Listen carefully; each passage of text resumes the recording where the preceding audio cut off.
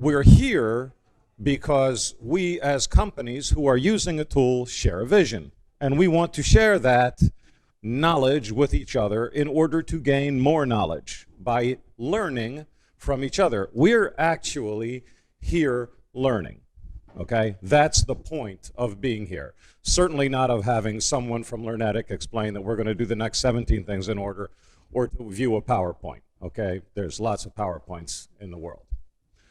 And as a result, the reason for my relationship, it's a long-standing relationship with Learnetic, and with Artur specifically, and then onward to Learnetic, is because of the vision. Now, I have a question for anybody in the room who doesn't work for Learnetic. You guys can't answer this question. You all know the Learnetic logo. Does someone know the tagline under the logo? Crap. Damn, why'd you do that? Everyone learns differently. Now, there's a lot of tagline. Everybody's got a tagline, okay? Coca-Cola says, you know, we're the real thing. I'm not sure exactly what the hell that means, but, you know. But everyone learns differently is probably the most impressive statement that I've seen as a tagline for a learning company. Let's parse that for a second to understand why the experience with Learnetic is so positive. First of all, everyone. I can't express to you how much we assume that everyone gets a primary and secondary education, but how recent that idea actually is, okay? The idea that everyone will learn for 11 grades is only about 150 years old, which is way before we were born. Maybe not me. I'm just about the oldest person in the room. But the fact that everyone is learning is incredibly important because technology as a tool in general has reach. And we're attempting to find tools to expand that reach. That's what humanity has been trying to do since the beginning, okay? So the very idea about everyone and about universality is connected to creating a tool that is going to help reach learners.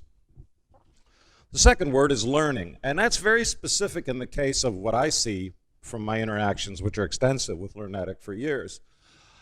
Learning, education, this isn't my phrase, this is Michael J. of Educational Systemics in the United States.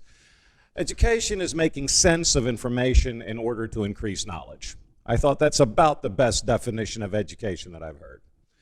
And in order to do that, you have to learn things. There are a lot of tools to create content on Earth, okay? A lot of them. But the tool that we're looking for needs to be specific to the needs of the educational community. I think it's proven by the fact that there's so many countries in the room that education and learning do share a lot of commonalities. If you can use mAuthor in Lebanon and Australia and wherever, right, and you can execute your vision in all of those places, then what you're doing is using a tool to find these commonalities. So mAuthor is a tool that is specific. Every time I ask a question about a roadmap or something that Learnetic is doing, and this is at the core of the experience, I know that the person who answers it cares about education, specifically K through 12 education like we're discussing in this room. And there's a lot of different kind of publishers in this room. Not everybody's publishing the same thing. And just take a look from the product demonstrations yesterday, how different everything that was created in those demos looks, okay? The third word, in my view, oh wow, I'm only at 5 minutes, I'm gonna end early. The third word is differently. I say you should try an experiment just once. This is a hilarious experiment, okay? I have the exact same model of phone as my wife until about 4 months ago, okay? So I broke my phone, and I took her iPhone. Same model, same device, same megabytes. Took me 3 days to figure out where everything was. Didn't know what the hell to do with that thing, okay? Same iPhone. It was an iPhone 7. I'll never forget it. She still has it. I thought I was going to shoot myself. This is the most basic, elementary way you could see the real revolution behind technology, which is personalization. If everybody in this room had exactly the same phone, then it would take hours, if not days, to figure out how to use the phone next to you. What we're trying to do with mAuthor, and what we're trying to do in our companies, is use technology to personalize learning. We're going to have something today on adaptive learning, for instance, okay?